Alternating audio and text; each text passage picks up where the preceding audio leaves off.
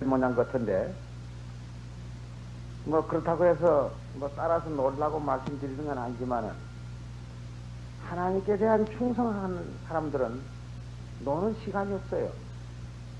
노는 데 가서 성경을 봐도 볼 수 있고, 기도를 해도 할 수 있고, 뭐 해도 하나님께 대한 충성은 노는 시간이 없지요. 그러니까 뭐 내일은 집에서 떡이랑 뭐 많이 잡수고, 또 배고파 부르면 또 한숨 자야 되니까 좀 주무셔도 좋고, 내일은 푹 한번 마음 놓고 한번 쉬어 보시죠. 내일은 새해, 오늘까지는 무슨 년입니까? 갑자년. 이제 내일 밤 12시가 지나면 을축년이 되겠습니다. 을축년. 을축년 새해를 맞이함에 있어서 뭐 꿈도 좀 잘 꿔야 되겠고, 우리는 뭘 많이 하면 되느냐면은, 하나님의 일 많이 하면은 그게 큰 축복입니다. 돈 여러 수천만 수억만을 벌어놔야 그게 결국 내 영혼 멸망 주는 데에 결국 장애물이 되어버리고 말 것이고, 어떡하든지 하나님의 사업, 하나님의 백성들을 하나님 편으로 인도하는데, 즉 추수꾼들의 사명을 다할 수 있는 하나님의 백성이 되는 것이 아마 최고의 영광의 자리에 들어갈 것입니다. 그래서 이 성경은 어떤 사람은 하나님이 기쁘시게 하느냐, 하나님 제일 기뻐하시는 것을 누구를 기뻐하십니까? 하나님을 기쁘시게 하는 자가 됩니다.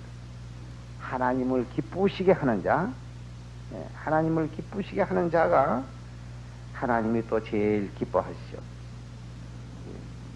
근데 하나님께서는 그 이상하다. 그럼 당신만 기쁘게 해주면 그저 좋아하고, 당신 기쁘게 안 해주면 싫어한다.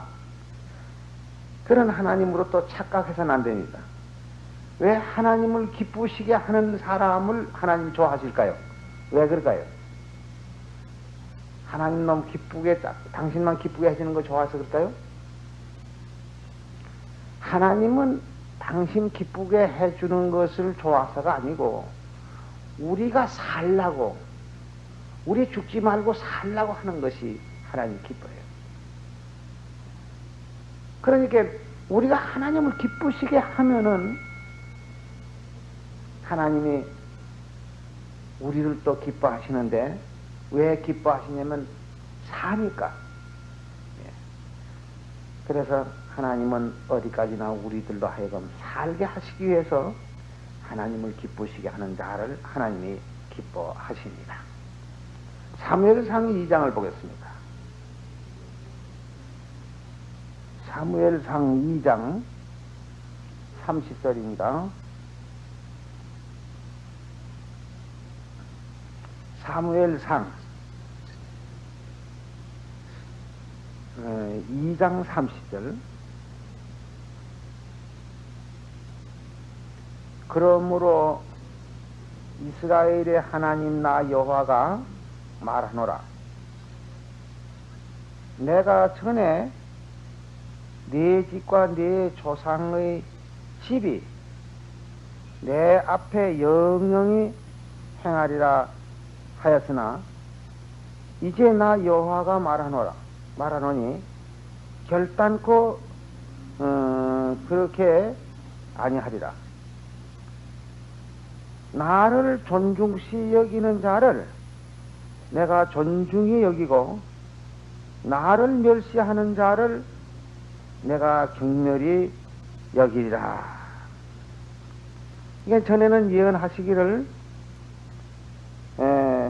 어떻게 말씀하셨냐면, 여기 30절에 이스라엘의 하나님 나 여호와가 말하노라 그러고, 내가 전에 네 집과 네 조상의 집이 내 앞에 영영히 행하자 하고 그만 이렇게 말씀을 해놨어요. 그러면 그렇게 될 것으로 생각하게 되는데, 사실은 그렇지 않다 이거예요. 이제 나 여호와가 말하노니 결단코 그렇지 아니하리라.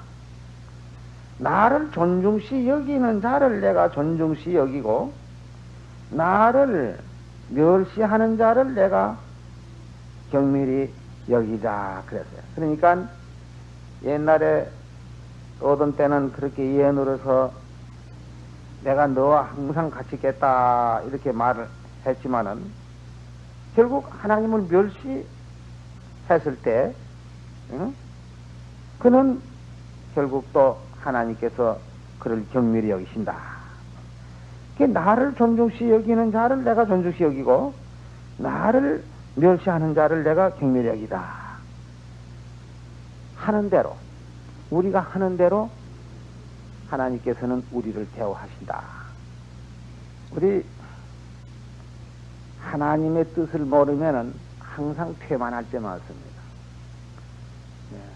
물론 오늘 섣달 금음이고 집에서는 먹을 것도 많을 거고 재미난 텔레비 프로도 있을 거고 이렇게 보고 좀 시간을 보냈으면 재미있겠다 싶지만 이 자리에 안 나오면 섭섭한 거 있어요. 누가 섭섭하냐면 물론 내 자신도 섭섭하겠지만은 나를 항상 따라다니는 뭐 있죠? 나 따라다니는 게 있어요. 히브리서 1장 14절 한번 보세요. 히브리 1장 14절 모든 천사들은 부리는 영으로서 구원 얻을 후사들을 위하여 섬기려고 보내심이 아니요. 우리 구원받는 후사들, 신뢰받고 하나님 백성된 사람들은 천사가 항상 따라다닌다는 걸 기억해 두셔야 됩니다. 천사가 항상 따라다니는데 천사는 하나님 앞에 예배 드리는데 오기 싫어합니까? 오길 좋아합니까? 예, 천사들은 언제든지 하나님 앞에 예배 드리는 것을 좋아하니까 우리 구원받을 후사들을 자꾸 어서 가자 이렇게 우리를 끌고 오고 싶어 하는데 내가 보면 오기 싫어하니까 천사가 어떻게 생각했어요? 예? 구원받을 후사들을 섬기라고 하는데 어떻게 그냥 섬기는데 어떻게 섬겨요? 늘 하나님 편으로 끌고 오고 또 좋은 일 하기를 원하고 그냥 항상 따라다니다가 또 우리가 잠잘 때나 이럴 때는 물론 보여주지만 하나님 앞에 수시로 거사거든. 예수님께서 그러지요. 너희 천사들이 어떤 소자 하나라도 헛하게 여기지 말라고 그의 천사가 항상 하나님 앞에 있다 그러지. 그럼 나 따라다니는 천사가 내가 나쁜 짓을 했거나 또 하나님에 대한 충성이 부족하거나 예배 보는데 가기 싫어서 그 살 때는 그 천사는 부끄러워해요. 하나님 앞에 가기도 그 천사가 부끄러워한다고. 예? 아이고, 좀 같이 우리가 갔으면 좋겠는데 저렇게 안 가니까 내가 하나님 앞에 뭐라고 할꼬. 천사가 이렇게 부끄러워하지. 그래서 우리는 나 자신은 오기 싫다고 하더라도 나를 섬기는 천사를 위해서도 우리는 예배드리는 장소를 참석해야 되겠고 항상 착한 일을 자꾸 해야 돼요. 천사가 기뻐하게 되면은 물론 내 심령도 기뻐할 거고 하나님도 기뻐하실 거죠. 그래서 우리는 항상 하나님을 기쁘시게 하는 자가 돼야 된다. 옛날 다윗이 어떤 사람인가? 우리 다윗에 대해서 한번 찾아볼까요? 역대상 28장을 한번 보겠습니다. 역대상 28장. 역대상 28장 4절에서 봅니다. 8절, 4절, 2절에서 또 볼까요? 이에 다윗 왕이 일어서서 가로되 나의 형제들, 나의 백성들아, 내 말을 들으라. 나는 여호와의 언약궤 곧 우리 하나님의 발등상을 봉헌할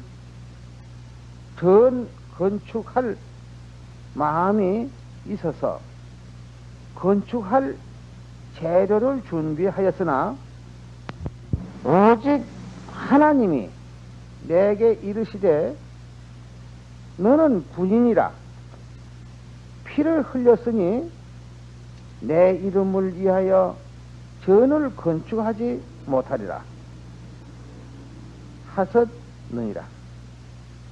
그러나 이스라엘 하나님 여호와께서 전에 나를 내 부친의 온 집에서 택하여 영원히 이스라엘 왕이 되게 하셨나니 곧 하나님이 유다 지파를 택하, 그러니까 지파는 12지파에서 유다 지파를 택하고 유다 지파를 택하사 머리를 삼으시고 유다의 족속에서 내 부친의 집을 또 택했단 말이요.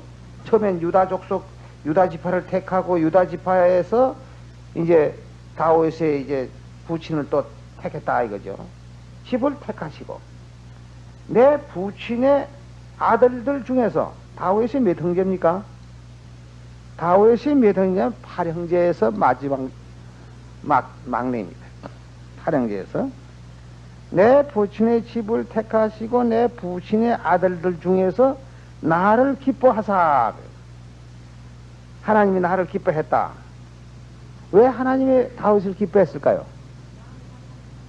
예, 마음에 합한다고 그러니까 마음에 합한다고 하는 말은 이 사람이 하나님의 말을 뜻을 잘 순종한단 말이야. 잘 알아서 하나님이 어떻게 하면 기뻐한다. 하나님이 기뻐하시는 뜻을 따라서 하기 때문에 그가 하나님이 기뻐하신 자라. 마음에 합한 자라 그랬어요. 내 부친의 집을 택하시고 내 부친의 아들들 중에서 나를 기뻐하사 온 이스라엘의 왕을 삼으셨느니라. 여호와께서 내게 여러 아들을 주시고 그 모든 아들 중에서 내 아들 솔로몬을 택하사. 그러니까 다윗이도 아들 많은데 그 모든 아들을 다 제거하고 솔로몬을 또 택했단 말이에요. 응? 솔로몬을 택하사 여호와의 나라 위에 앉혀 이스라엘을 다스리게 하려 하실세. 내게 이르시기를 네 아들 솔로몬 그가 내 전을 건축하고 내 여러 뜰을 만들리. 이는 내가 저를 택하여 내 아들을 삼고 나는 그 아비가 될 것임이라. 저가 만일 나의 계명과 규례를 힘써 준행하기를 오늘날과 같이 하면 내가 그 나라를 영원히 견고케 하리라 하셨느니라. 그러니까 그런 하나님의 계명과 규례를 어떻게 한다? 힘써, 예? 힘써서 준행하기를 오늘날과 같이 하면 내가 그 나라를 영원히 있게 하리라. 영원히 견고케 하리라 하셨느니라. 그런데 그렇게 다윗하고 물론 다윗을 택하고 또 다윗의 아들 중에도 또 솔로몬을 택하고 이렇게 해서 그런 힘써서 하나님의 규례와 법도를 지키는데 아주 힘을 써서 했는데 솔로몬이가 왜 끝에 가서 범죄했느냐면은 규례와 법도를 지키는 데에는 별 차질이 없었지만은 우상 섬기는데 나중에 가서 우상 섬기는데 큰 죄를 범했던 것입니다. 그 우상 섬기는데 죄를 범하게 된 동기는 어떻게 해서 그렇게 되느냐면 아마 솔로몬이가 후궁이 뭐 700명이고 뭐 어쩌고 이러는데 여기 저 왕상 12장에 보면요 너무 여자를 많이 끌어들였어요. 그것도 자기 나라 여자가 아니고 애굽 여자 무슨 모함 여자 저 딴 나라 우상 숭배하는 나라의 여자들을 많이 끌어들여 가지고 서는 것만 지 멋대로 놀도록 내버려 뒀어요. 그래서 우상을 많이 끓여들여 가지고선 하나님의 성전을 거의 더럽히는 행동을 많이 했기 때문에 그만 그 이스라엘 나라를 12조각을 찢어 가지고서는 10조각은 여로보암이 가져가고 2조각은 솔로몬이 가지고 이스라엘 나라를 유다 나라를 유지하도록 했던 것입니다. 이게 무엇보다도 아무리 하나님이 택한 종이라도 그만 하나님이 뜻을 거스려서 행하지 않았을 때는 그것은 결국 그만 그 나라를 폐지시키는 그런 일을 하나님께서는 하시고 있습니다. 그 다음에 우리 잡는 자가 복이 있다, 지키는 자가 복이 있다, 늘 이런 말씀 많이 있죠. 그러면 어떻게 하는 사람을 늘 복이 있다고 하냐면 악인이라도 악한 사람이라도 하나님의 뜻을 돌이켜서 선을 행할 때에는 그 사람은 살지만은 암만 의인이라도 돌아서서 악을 행했을 때는 그 전에 의를 갖다가 의로 여기지 않고 그만 멸망을 받게 하고 마는 것입니다. 에스겔 18장 20절에서 보자. 에스겔 18장 20절 제가 읽겠습니다. 범죄하는 그 영혼은 죽을지니라. 아들은 아비의 죄악을 담당치 아니할 것이요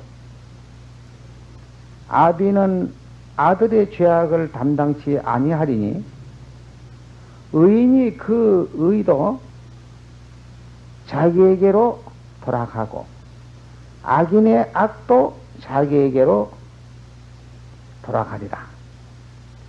그러나 악인이 만일 그 행한 모든 죄에서 돌이켜 떠나 내 모든 윤례를 지키고 법도와 의를 행하면 정령 살고 죽지 아니할 것이다.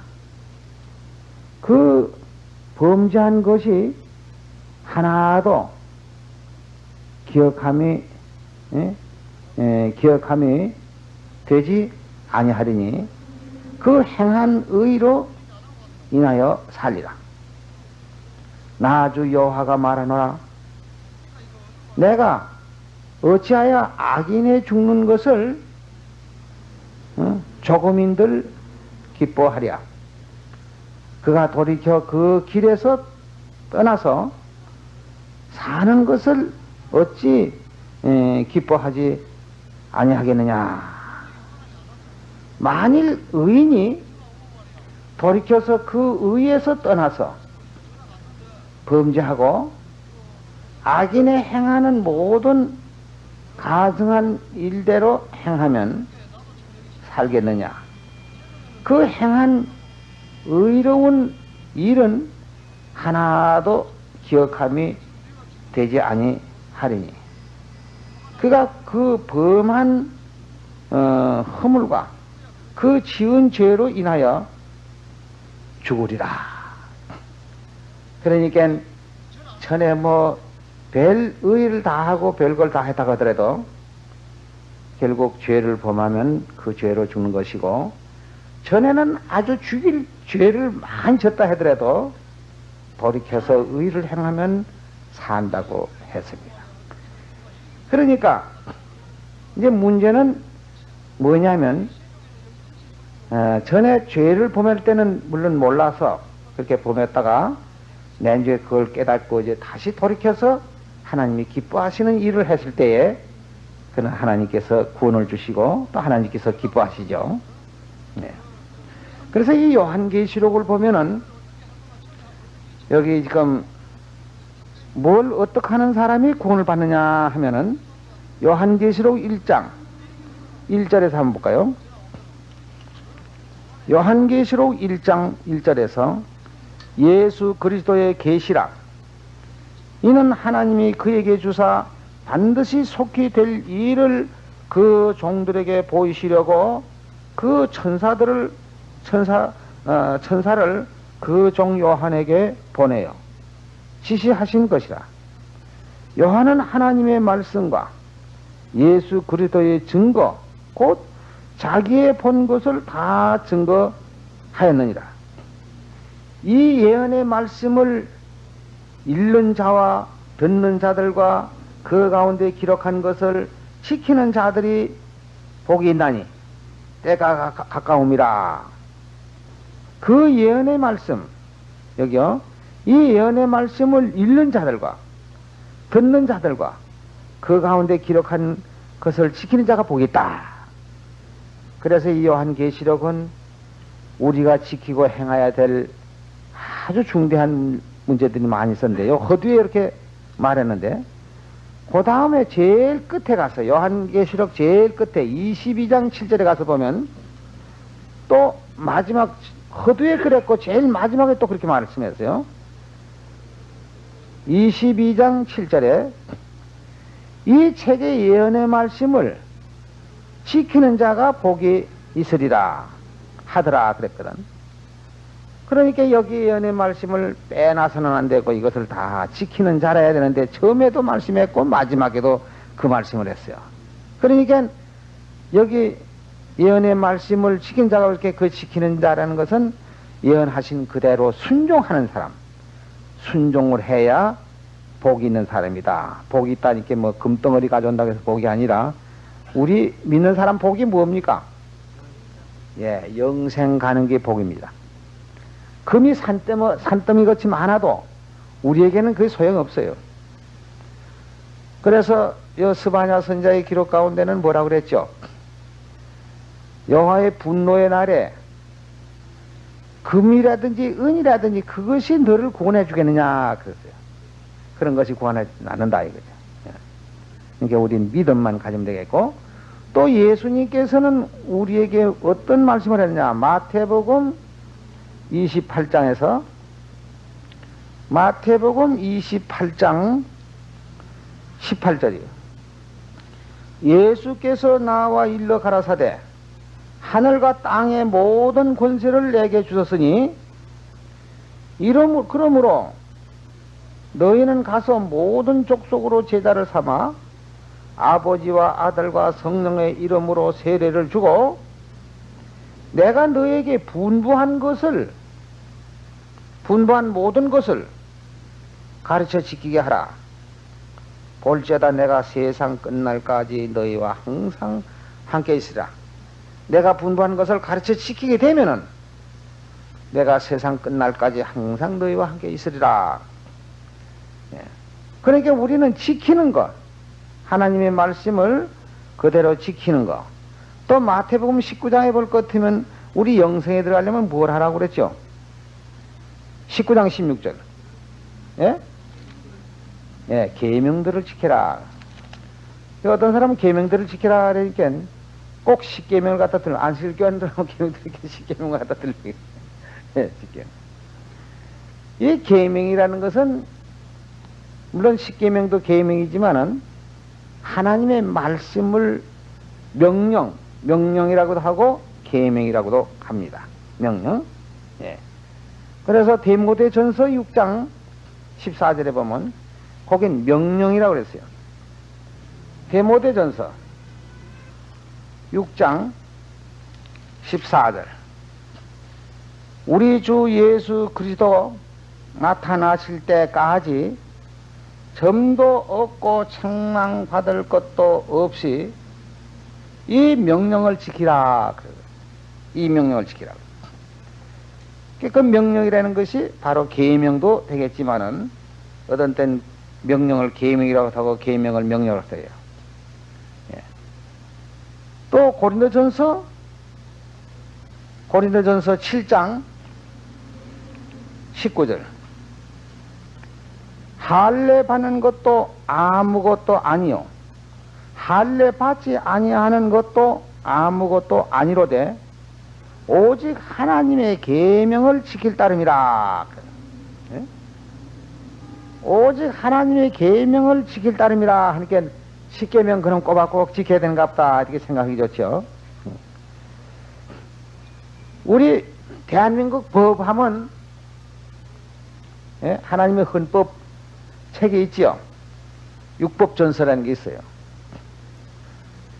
한 30년 전에 있었던 육법전서 가지고 그거 가지고 꺼내서 시킨다 하면 어떻게 돼요?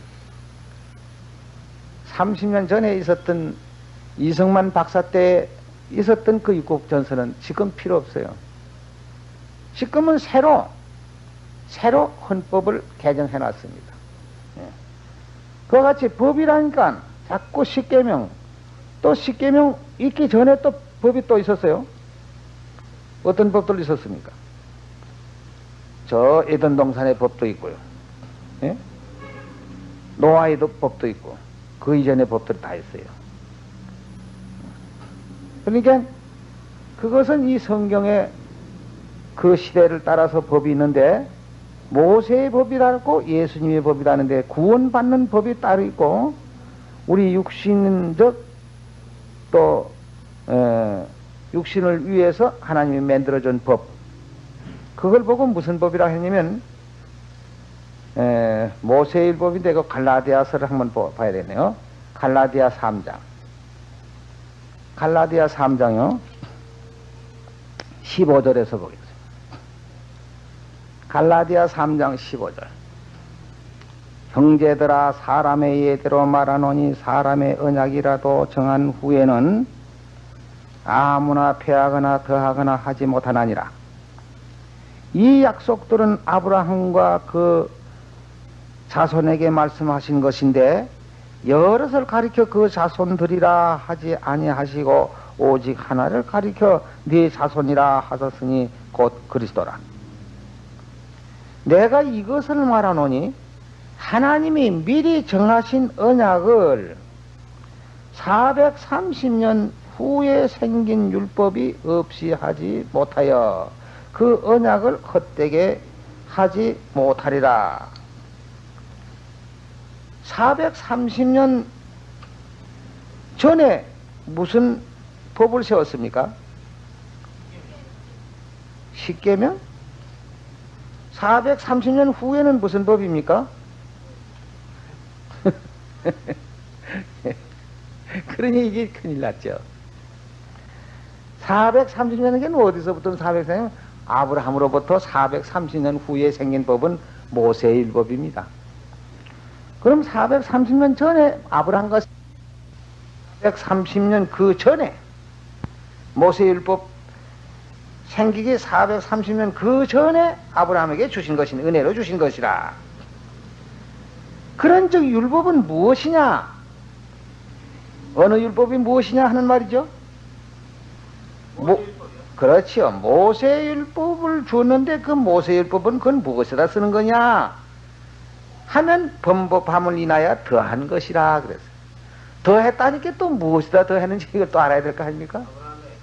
예, 아브라함의 믿음에다가 그 모세의 율법을 첨부했다요. 덧붙였어요. 예. 그럼 덧붙여서 언제까지 있을 것이냐? 응? 더한 것이라. 천사들로 말미암아 중보의 손을 빌어서 베푸신 것인데 약속하신 자손이 오기까지 있을 것이니라. 그래요. 언제까지요? 예, 약속하신 자손 예수님이 오실 때까지 모세의 율법은 아브라함의 언약에다가 첨부해 덧붙였다 이 말이에요. 그러니까 아들이 약속하신 자손이 왔으니까 덧붙였던 걸 어떻게 떨어져야 될 거 아니에요? 예, 덧붙였던 건 떨어져 나가고 옛날 아브라함에게 주신 언약 그거하고 허락의 자손 예수님이 와서 세워주신 새 언약과 아브라함의 믿음과 같이 또 조화가 되는 것입니다. 그래서 중보는 한편만 위함이 아니나 오직 하나님은 하나시니라. 그러면 율법이 하나님의 약속들을 거스리느뇨? 결코 그럴 수 없느니라. 만일 능히 살게 하는 율법을 주셨다면 한 말은 무슨 율법이죠? 모세의 율법. 예. 만일 능히 살게 하는 율법을 주셨다면 의가 반드시 율법으로 말미암으리라. 예? 그럼 구원받는 게 모세의 율법에서 구원받는 게 있을 거인데 예? 이것은 모세율법은 살게 하는 율법이 아니다 이 말이야. 그러나 성경이 모든 것을 죄 아래 가두었으니 하는 말은 그 십계명이고 구약의 법을 지키는 모든 그 법이 다 죄 아래 가두어졌어요. 이는 예수 그리스도를 믿음으로 말미암는 약속을 믿는 자들에게 주려 함이니라. 믿음이 오기 전에는 우리가 율법 아래 매인 바 되고 계시된 믿음의 때까지 갇혔느니라. 이같이 율법이 우리에게 그리스도에게로 인도하는 몽학 선생이 되어 우리로 하여금 믿음으로 말미암아 의롭다 함을 이렇게 합니다. 요 문제만 잘 풀이면, 요 갈라디아 3장 요 문제만 잘 풀이면 모세의 율법이 어떤 것이며 아브라함의 어떤 것이며 허락받은 자손은 무엇을 와서 세울 것인가 하는 것을 잘 알게 되는 것입니다. 그러니까 우리는 누구의 법을 섬겨야 되냐면은 아들의 법,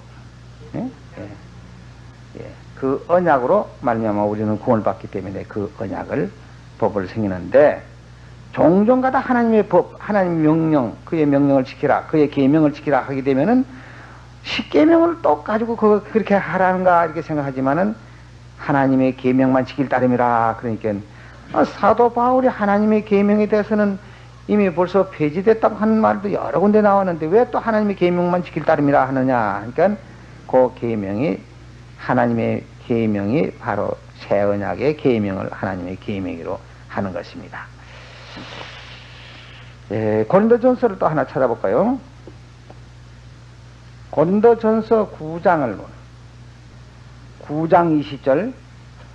유대인들에게는 내가 유대인과 같이 된 것은 유대인들을 얻고자 하며 율법 아래 있는 자들에게는 내가 율법 아래 있지 아니하나 이랬어요. 누가요? 사도 바울이 율법 아래 있지 않다. 그럼 율법 아래 있지 않다는 건 무슨 뜻이죠? 모세의 율법에 매여 있지 않다 이겁니다. 응? 내가 율법 아래 있지 아니하나. 율법 아래 있는 자 같이 된 것은, 다른 사람 보기에는 사도 바울이 꼭 율법 아래 매여 사는 사람 같이 보인다 이 말이요. 응? 그것은 율법 아래 있는 자들을 얻고자 하며 율법 없는 자에게는 내가 하나님께는 율법 없는 자가 아니요 도리어 그리스도의 율법 아래 있는 자나 그랬어요.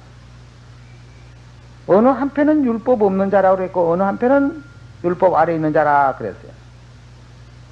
그럼 어느 율법에는 율법 아래 있지 않냐고, 어느 율법에는 율법 아래 있다고 말했습니까? 예, 모세 율법 아래는 있지 아니하고 새 언약 예수님의 율법 아래는 내가 있다 그 말이야. 그리스도의 율법 아래 있는 자나. 율법 없는 자와 같이 된 것은 율법 없는 자들을 얻고자 함이라.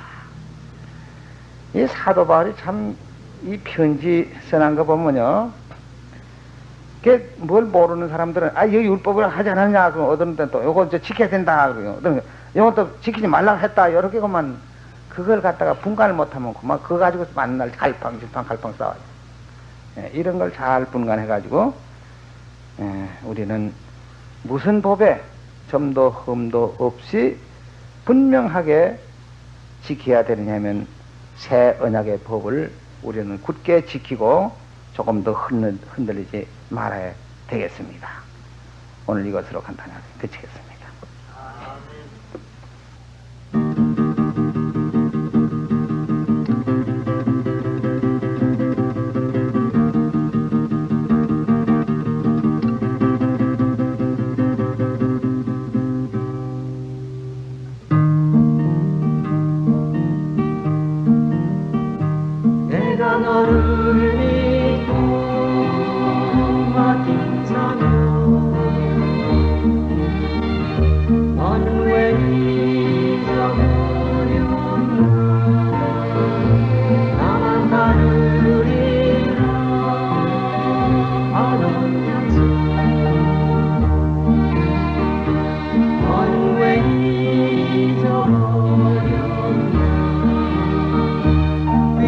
위로하기보다는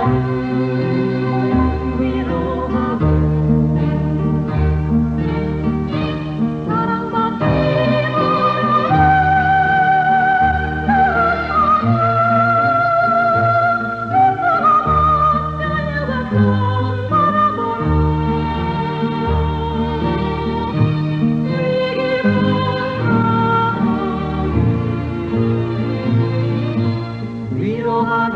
위로하기보다는 위로하고 사랑을 받기 원하네.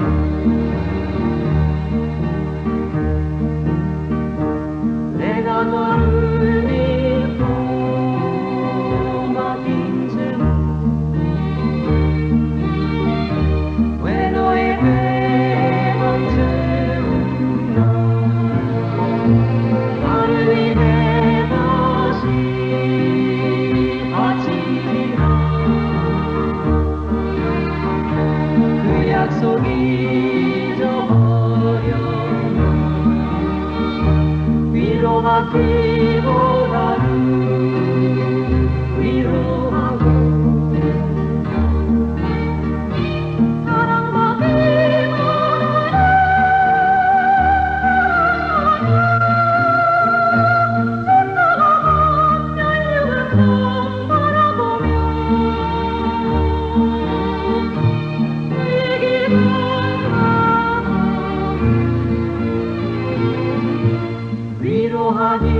위로하기보다는 위로하고 사랑을 받기 원하네. 사랑을 받기